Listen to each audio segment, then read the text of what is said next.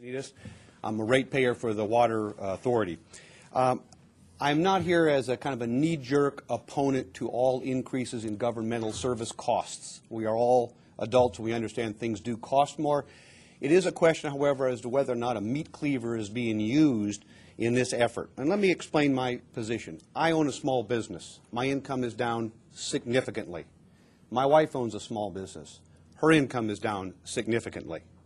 My employees have been given less than full wages. Some have been put on hourly incomes rather than salaries. Their fringe benefits have been cut. We need to do that. We cannot simply raise our costs.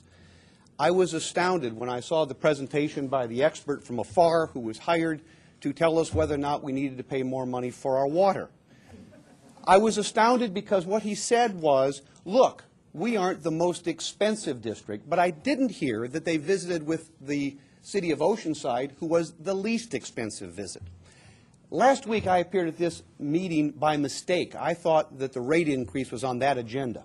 And I heard something astounding, that the Water District has a vacancy they are advertising, and they had received 63 applications. Let's suppose only half of those people are qualified. If I send an ad out in my business and I get 30-some applicants, I'm paying way too much money. I'd like to know, when we talk about costs, not just the cost of the product you must have, but what have you done to reduce costs? Has anybody at the Water Authority received a reduction in wages? Has anybody in the Water Authority had any reduction in their fringe benefits? Are there fewer workers at this authority than there were before? What efforts have been made, for example, large chains of grocery stores periodically sell their building and lease it back to raise needed capital? What efforts have been made on a business-like basis? I think none.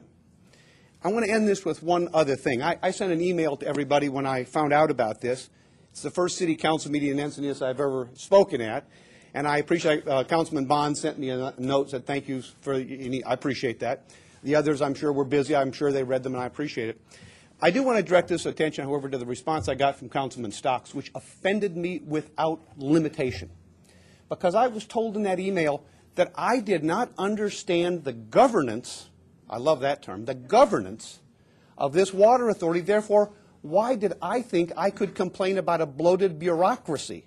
And then I show up last week and find out no pay cuts, no fringe benefit cuts, no employee cuts, and 63 people are here for the next job. Make it 64. I think I'd like to work for you. Thank you very much. So that's 6 minutes. Hi, Kevin Cummins, Vice President of the Encinitas Taxpayers Association. In the last couple of weeks, I've spoke to quite a number of people, and most of the people that I spoke to opposed any more rate increases, and they justify it for different reasons. I oppose the rate increase for 3 reasons. The San Dieguito Water District continues to enter into financial agreement with the City of Encinitas. This can provide efficiencies for both entities, but there is no independent advocate making sure that the ratepayers aren't getting the short end of the stick. The second reason, under close inspection, it is unclear if the city has done its duty to justify its rate structure among the different classes of water customers. Residential customers pay more than most other classes of customers, including the city. The city is the district's largest customer. If residential is paying too much, the ratepayers in Western Encinitas are subsidizing the city and those people who are fortunate enough to live in the Liebenheim Municipal Water District. We ratepayers do not have an independent entity to go to have our concerns reviewed. This is because the Encinitas City Council runs both the San Dieguito Water District and its biggest customer, the City of Encinitas. The third reason,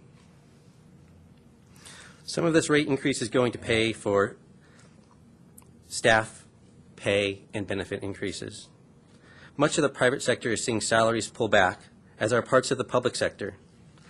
I am very much for fair salaries, especially ones that allow us to recruit and maintain and keep good employees.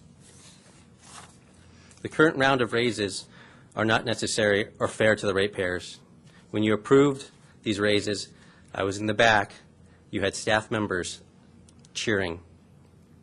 Now, you want to send your residents larger water bills. I asked the council for two things tonight. This is the first one. Please ask your city attorney what threshold the city has to meet to justify charging residential customers this differential rate than your other classes of customers. So far, I've looked through the documentation. You sent me something 1 o'clock today. I haven't had a chance to go through it, but I scanned through it, and I don't see any updated quantitative analysis to say that this is fair. You must make it fair. The second thing that I'm asking for, consider the creation of an entity that operates as an independent ratepayer advocate. This could take many forms, from a ratepayer commission to elected members of the San Dieguito Water District. The cost of some of these options would be marginal at most and likely to quickly pay for themselves. This is likely to be true if the council continues to involve the water district in real estate transactions that benefit the city and not the ratepayers. This is my personal view here. We should free the water district and have 5 members of the board elected directly by the ratepayers. They should also have a separate general counsel when they go into negotiations with the city.